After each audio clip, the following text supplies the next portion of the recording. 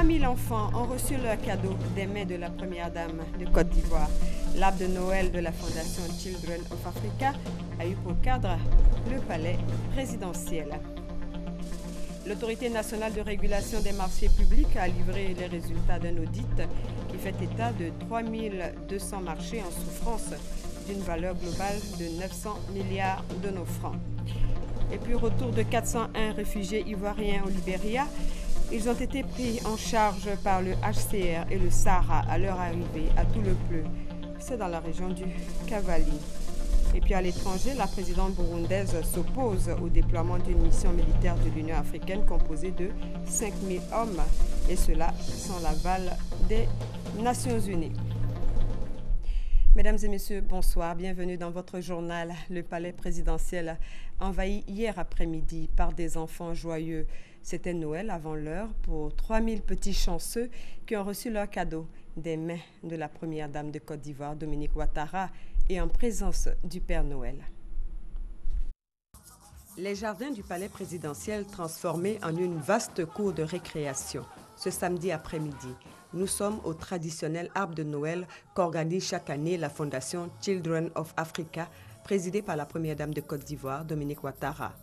L'événement, qui connaît plus de 20 ans d'existence, allie à la fois la magie de Noël et l'opportunité pour des milliers d'enfants de découvrir le palais présidentiel. D'ailleurs, ils ne cachent pas leur émotion. C'est le premier Noël que je fête au palais présidentiel.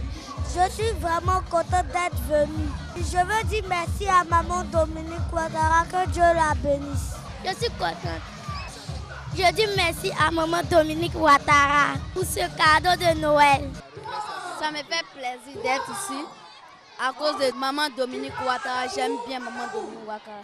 Plus de 3000 enfants issus des communes d'Abidjan et de Dabou ont pris part à cette fête de Noël avant l'heure. Tous ont été couverts de cadeaux par maman Dominique Ouattara, une maman pour qui le porte-parole des enfants n'a pas tari d'éloges. Maman Dominique, merci, merci, merci.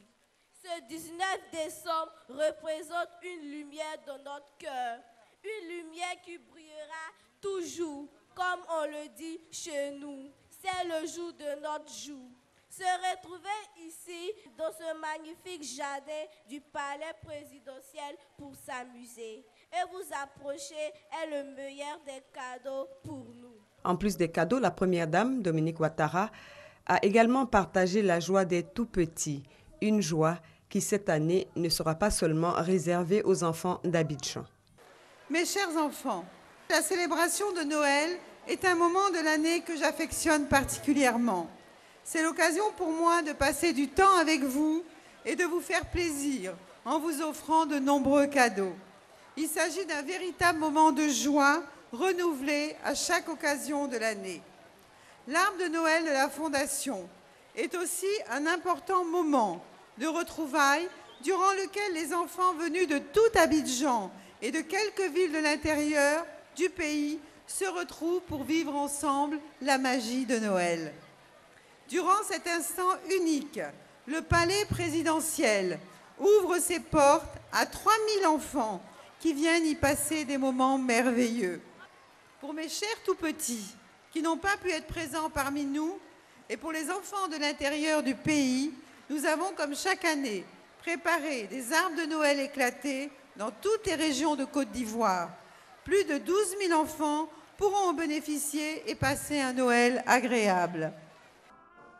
Après le palais présidentiel, Dominique Ouattara s'est rendu à l'île Enchantée, un parc d'attractions géant et gratuit pour les enfants en plein cœur du plateau.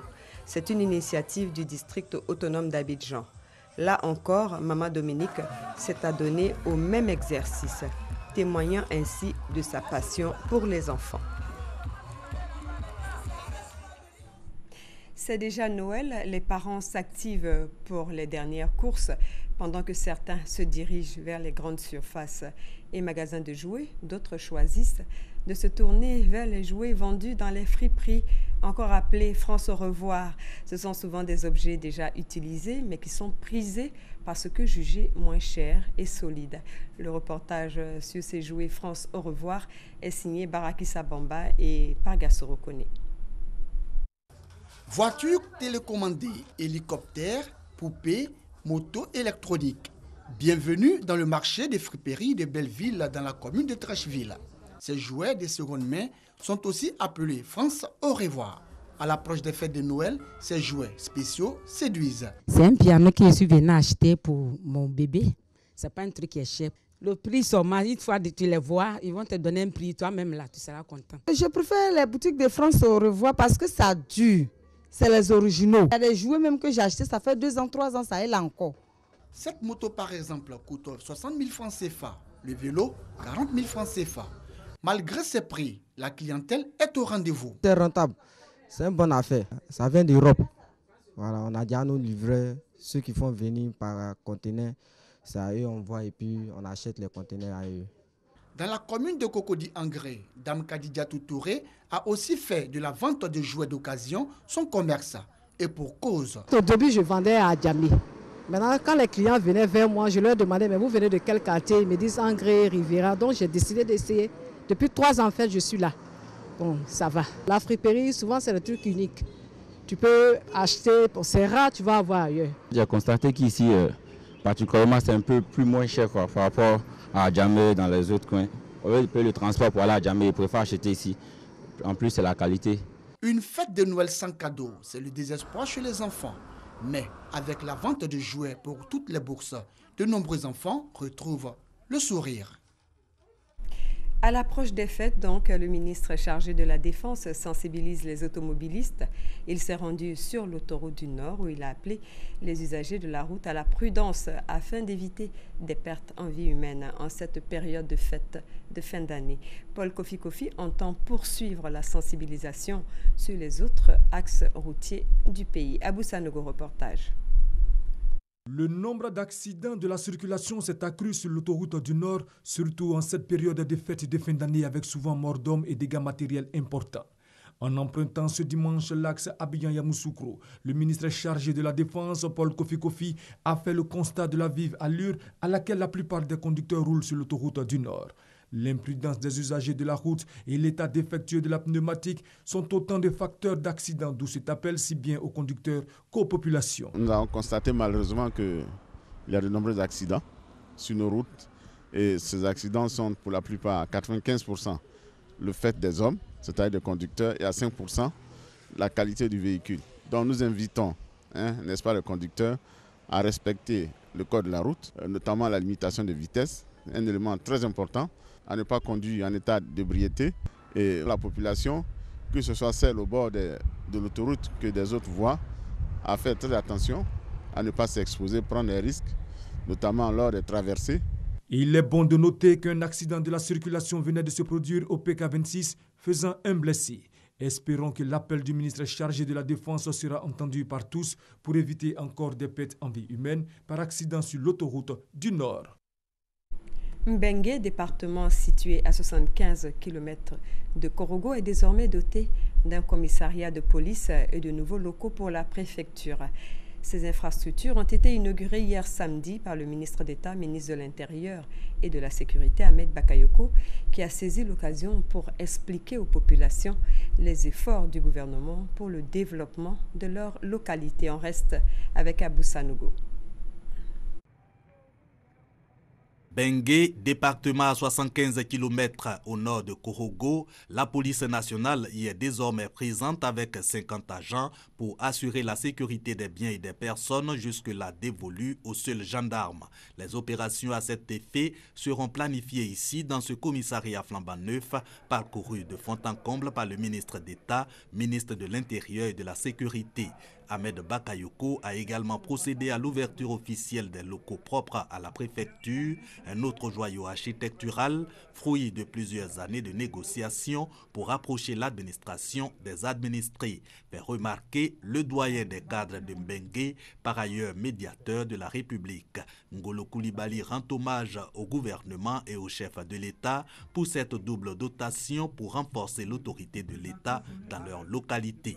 Compte tenu de notre situation frontalière et de la survenance de problèmes de plus en plus récurrents, problèmes de terre et de vol d'animaux, sans oublier la menace djihadiste qui plane à nos frontières, le commissariat est bien à sa place ici à Mbengue.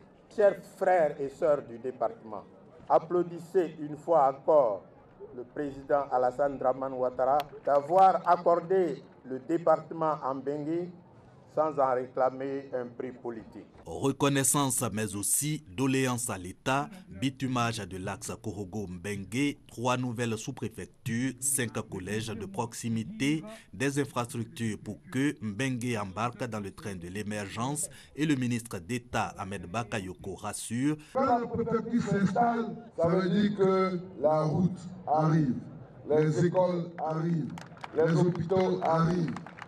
Parce que c'est à la préfecture qu'on fait tout le travail de planification. Quand on se développe, malheureusement, à côté, il y a toujours des problèmes de sécurité. Donc il faut en même temps qu'on prenne des dispositions pour faire en sorte qu'il y ait la sécurité. Mbengue a été érigé en département en 2012. À cette date, le poste de police de la localité avait déjà fermé. Le reportage était signé Léon Brou et je vous le disais en titre, l'Autorité nationale de régulation des marchés publics a rendu public vendredi dernier un audit réalisé sur le stock de marchés en souffrance sur la période 1993-2012 et qui fait état de 3200 marchés en souffrance pour une valeur globale de 900 milliards de nos francs. Le point avec Alvarassa. L'audit de la commande publique sur la période 1993-2012 révèle que 3200 marchés passés par l'État de Côte d'Ivoire pour un montant global de 900 milliards de francs CFA demeurent en souffrance. L'Autorité nationale de régulation des marchés publics qui a publié ses résultats a fait une classification.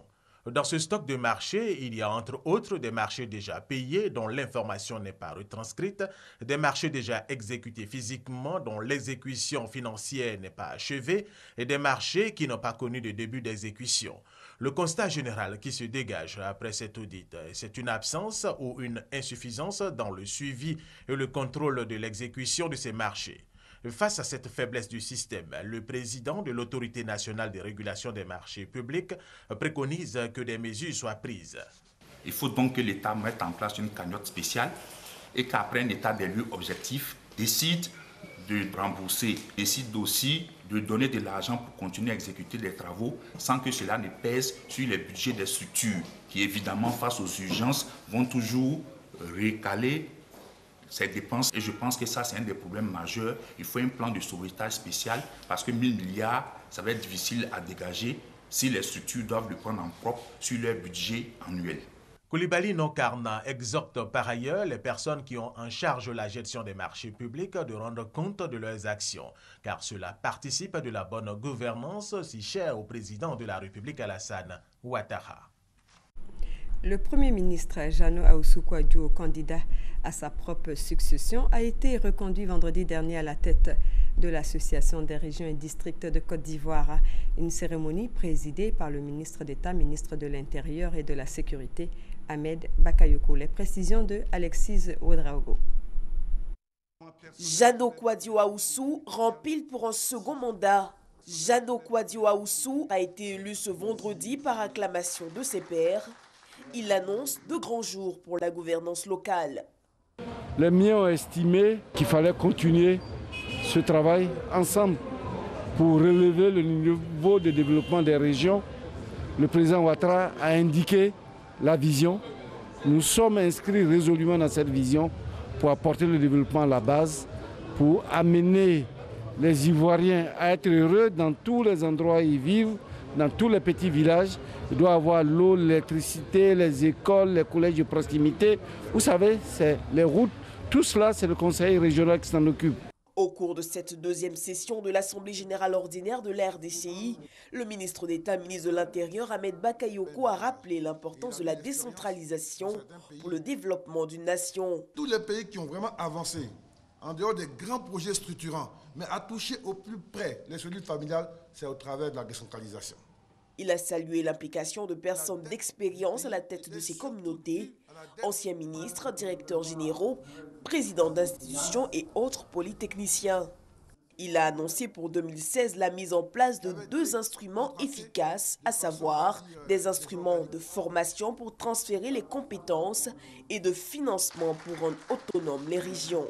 Il faut continuer par vous-même la bonne gestion de vos conseils, par la parfaite entente entre vous-même au sein du conseil, par la force que vous pouvez représenter, la force de proposition, être un acteur majeur, un partenaire majeur du gouvernement. La RDCI regroupe les 31 régions et 2 districts autonomes du pays. Elle se définit comme un cadre de concertation et de dialogue auprès des pouvoirs publics. On s'intéresse encore aux collectivités décentralisées. Le président de l'Union des villes et communes de Côte d'Ivoire, Gilbert Koné-Kafana, était l'invité du magazine du dimanche. L'entretien mené par Alvorassa a porté sur la 7e édition d'Africité, la rencontre des élus locaux qui s'est tenue récemment en Afrique du Sud. Nous vous proposons un extrait. L'Africité est une initiative de l'Union des cités et gouvernements locaux d'Afrique. C'est une organisation continentale qui est répartie en 5 régions d'Afrique. L'Afrique n'est qu'au début de cette opération de décentralisation. Et donc, dire que les objectifs sont atteints, non, mais on peut être optimiste dans la mesure où les élus locaux d'Afrique se sont entendus pour, de façon périodique, faire le point de cette décentralisation. Ça a été l'occasion de demander aux associations locales d'intercéder auprès de leurs gouvernants pour que cette charte qui comporte donc l'ensemble des valeurs adoptées par l'UA, que cette charte soit adoptée, soit ratifiée par les différents pays pour la rendre opérationnelle. Je dois dire que donc, quand vous regardez le contenu de cette charte, c'est une conscience intercontinentale qui exprime, qui affirme la place des gouvernements locaux, des collectivités territoriales dans le développement. Et donc, c'est le pilier, et les collectivités territoriales ont été reconnues comme étant piliers du développement et de la gouvernance au niveau local. Donc, à partir de cette reconnaissance, nous sommes confortés dans les plaidoyers que nous allons pouvoir mener au niveau continental comme au niveau local et régional. Toujours au même chapitre, ce jumelage entre les villes de Grand Bassam et de Netanya en Israël, une collaboration qui va porter sur la promotion du domaine culturel et touristique. Netanya s'engage à accompagner Grand Bassam, patrimoine mondial de l'UNESCO, dans son programme de développement. Explication Mamadou Kouassi. La ville de Grand Bassam et celle de Netanya en Israël désormais jumelées. 2 villes aux caractéristiques identiques, des localités touristiques avec plusieurs kilomètres de plage et proches des capitales économiques. Ces 2 anciennes villes de la Côte d'Ivoire et d'Israël s'engagent à collaborer et à partager leurs expériences dans différents domaines, notamment celui de la promotion du patrimoine culturel, du développement durable et du développement touristique. Cette nouvelle collaboration s'est concrétisée par une signature de convention entre les premiers responsables de chacune de ces localités. Une initiative saluée par l'ambassadeur de la Côte d'Ivoire en Israël, Jean-Baptiste Gomis. Et il souhaite que cette nouvelle collaboration puisse véritablement profiter aux populations. Les autorités israéliennes ont promis à porter leur savoir-faire dans le secteur de l'assainissement et de la gestion des ordures ménagères à la ville de Grand Bassam, patrimoine mondial de l'UNESCO. La vieille ville de Netanya en Israël va accompagner l'ancienne capitale ivoirienne à améliorer les conditions de vie de sa population. Mais avant cette signature de jumelage avec la ville de Netanya en Israël, le maire de la ville de Grand Bassam, Georges-Philippe Ezalé, a reçu le soutien de l'AIMF, Association internationale des maires francophones, pour le financement d'un projet d'aménagement du boulevard Trèche-la-Plaine à Grand Bassam. Un projet financé à hauteur de 1 000 €, soit environ 107 millions de francs CFA. Ce projet portera sur l'éclairage public et un planting d'arbres. J'en viens au troisième titre de ce journal. Il s'agit de 401 réfugiés ivoiriens en provenance du Libéria qui sont rentrés en Côte d'Ivoire vendredi dernier. À leur arrivée à Toulepleu, ils ont été pris en charge par le gouvernement et ses partenaires que sont le HCR et le SARA. Ce convoi annonce la reprise officielle du rapatriement volontaire des réfugiés ivoiriens au Libéria, suspendu en juillet 2014 en raison de la menace Ebola. Reportage F. Boué. Une animation particulière règne au poste frontalier de Biaï au Libéria ce vendredi après-midi du 18 décembre 2015. 401 Ivoiriens sont de retour au Bercail, partis en exil pour la plupart en 2011. Un rapatriement volontaire organisé par le service d'aide et d'assistance aux réfugiés et apatrides SARA avec l'appui du Haut Commissariat des Nations Unies pour les réfugiés HCR. Un couloir humanitaire aménagé à cet effet car les frontières sont encore fermées en raison de la menace Ebola. Dans la dizaine de camions stationnés, ils sont déjà impatients de retrouver la chère patrie. Vraiment, je reviens ici tellement content de rentrer chez moi. Je suis content de rentrer mon pays. Vraiment, en tout cas, la Côte d'Ivoire m'a manqué. Moi-même, là, j'ai envie de rentrer, traverser le barrage, aller là même. Traverser rapidement le fleuve Nignon, frontière naturelle entre la Côte d'Ivoire et le Libéria, mais en vain on se soumet aux formalités d'usage sous le regard bienveillant de la délégation ivoirienne venue les accueillir et conduite par le préfet de Toulepleu. Enfin, on foule le sort de la Côte d'Ivoire, direction le camp de transit de Toulepleu village où ils passeront 24 heures avant de rejoindre leurs différentes localités, toute disposition ayant été prise par l'État et ses partenaires pour faciliter leur réintégration. Nous faisons ce qu'on appelle le suivi psychologique, à savoir écouter ces personnes qui rentrent et leur faire comprendre qu'effectivement, ils sont certes partis, mais qu'il y a vraiment une joie à partager sur cette terre ivoirienne.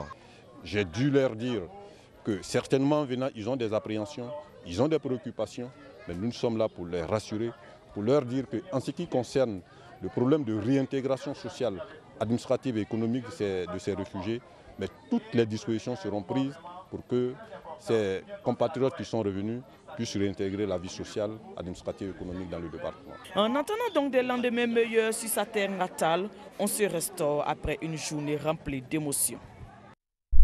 Retenez que près de 250 000 réfugiés ivoiriens ont regagné leur pays sur les 300 000 recensés par le HCR après la crise post-électorale.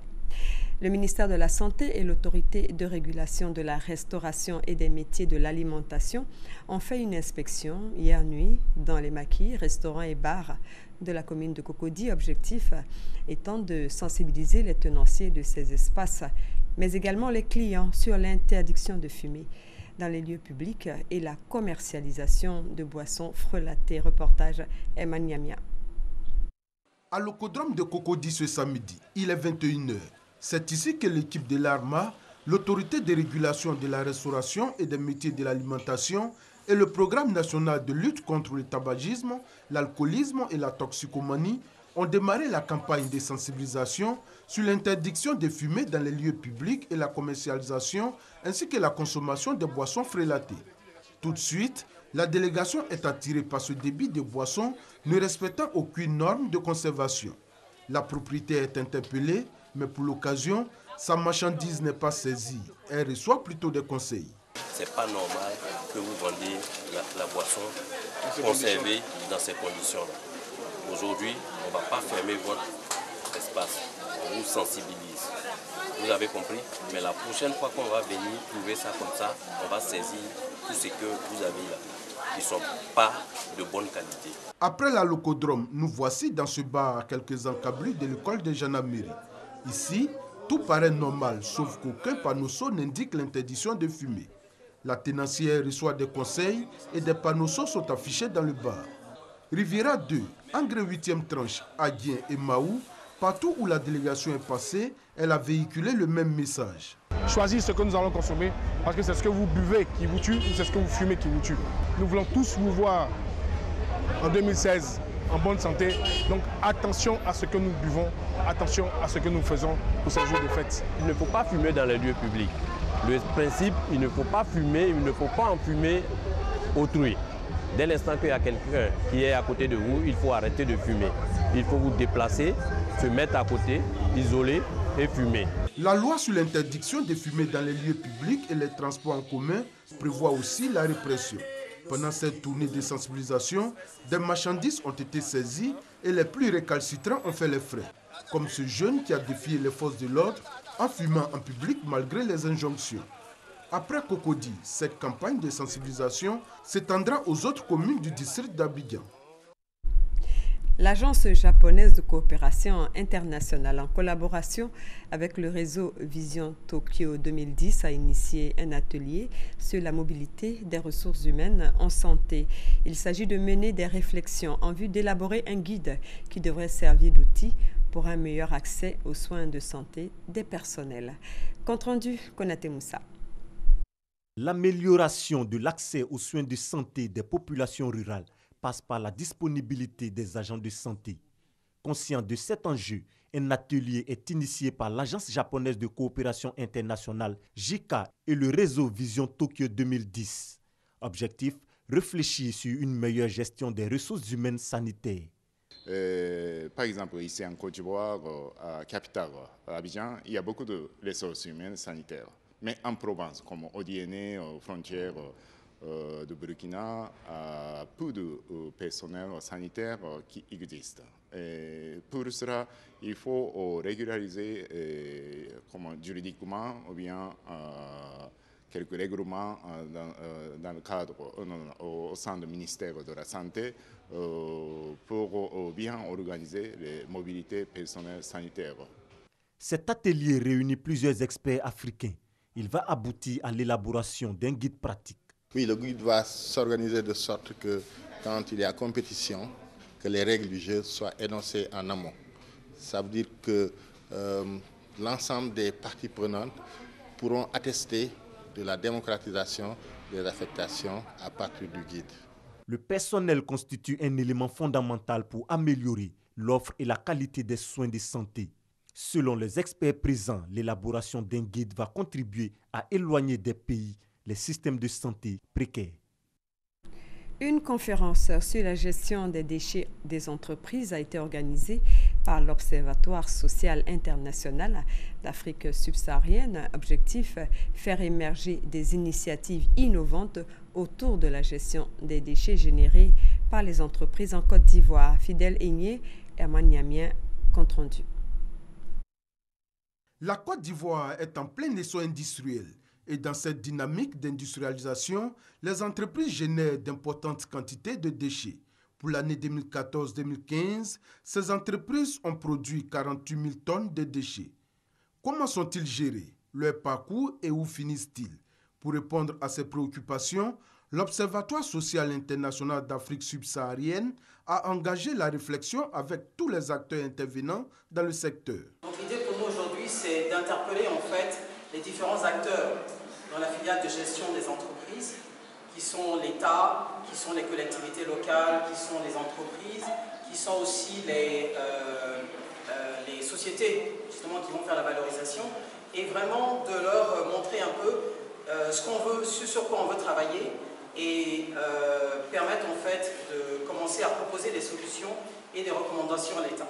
Au cours de cette conférence, les experts ont fait des recommandations aux entreprises pour jeter moins et diminuer l'impact écologique des déchets. L'Observatoire social international subsaharienne entend ainsi amener les entreprises à prendre en compte les exigences sociales et aussi à tenir compte de la réglementation du tri dans le traitement de leurs déchets. Les femmes du vivrier d'Assikro luttent contre la pauvreté. Assikro, bourgade de la sous-préfecture d'Ara, dans la région du Moronou, village grenier de la région, s'est doté d'un marché bord-champ où les automobilistes de passage peuvent se ravitailler. Et pour animer ce marché, comme ceux des autres villages traversés par le bitume, des femmes revendeuses ou grossistes qui séduisent par leur courage. Suivez le constat de Jeanne Atoubé. Assikro, village de la sous-préfecture d'Ara, à la traversée de cette localité, des femmes proposent aux automobilistes des produits vivriers, une gamme riche et variée qui donne le choix à l'acheteur, assuré d'y trouver son compte. C'est moins cher d'Abidjan. Avec le transport, les trucs, donc ils sont obligés d'augmenter un peu. Il y a beaucoup de personnes qui viennent payer bananes ici, 20 000, 30 000, on vend. Mais il n'y a pas beaucoup de bénéfices dedans. En ce lieu, les automobilistes s'autorisent généralement une escale pour quelques achats. Parmi eux, des habitués, clients fidèles qui voient en ces marchés borchamps une opportunité de se ravitailler pour 2 fois moins d'argent que sur les marchés conventionnels. Au niveau du village, c'est moins cher que la ville. Puisque ceux qui vendent en ville, ils viennent chercher en brousse pour aller vendre en ville. Donc là-bas, c'est plus cher que la brousse. Certains acheteurs, clients occasionnels de ces femmes d'Assicro avancent comme motivation le plaisir d'arriver de voyage avec des produits du terroir. Question d'usage assurément, car ceux-ci restent convaincus que ce que l'on dit de ces marchés qui poussent le long des routes bitumées relève plutôt du mythe. Elles ont raison, elles payent, elles revendent. Pour avoir aussi un peu comme la manière de se bat. Donc, ça à cause de ça aussi, elles sont sur la route aussi pour se débrouiller aussi. En tout cas, c'est plus mieux qu'à bien. Elles souffrent parce qu'elles ne gagnent rien. Quand tu loues un camion pour aller au campement, tu es obligé de retirer le transport dans la marchandise. La réalité est que les animatrices de ces marchés ne sont pas propriétaires de champs, elles-mêmes ravitaillées en produits par les planteurs de cacao et les maraîchers. Ces femmes, en concurrence avec les commerçantes grossistes venues d'Abidjan, ont toutefois l'avantage de ne pas vivre le casse-tête de la question d'acheminement de leur cargaison vers les centres de commercialisation. En revanche, pour les femmes grossistes, que de difficultés. Souvent, même 23 heures me trouve au bord ici, pour avoir vécu. Ça me fatigue beaucoup. Revendeuses locales de produits vivriers ou grossistes venus d'Abidjan, ces femmes ont en commun leur courage et leur engagement à leur autonomisation. Il leur reste maintenant à mieux s'organiser pour tirer le meilleur profit de leur activité. Hors de nos frontières, la présidence burundaise a annoncé ce dimanche son opposition au déploiement sur son sol d'une mission militaire de l'Union africaine composée de 5000 hommes. Selon le porte-parole adjoint du président burundais, Pierre Nkurunziza, et je cite, « Si les troupes de l'UA venaient sans l'aval du gouvernement, il s'agirait alors d'une force d'invasion et d'occupation et le gouvernement burundais se réserverait dans ce cas le droit d'agir en conséquence. » Fin de citation.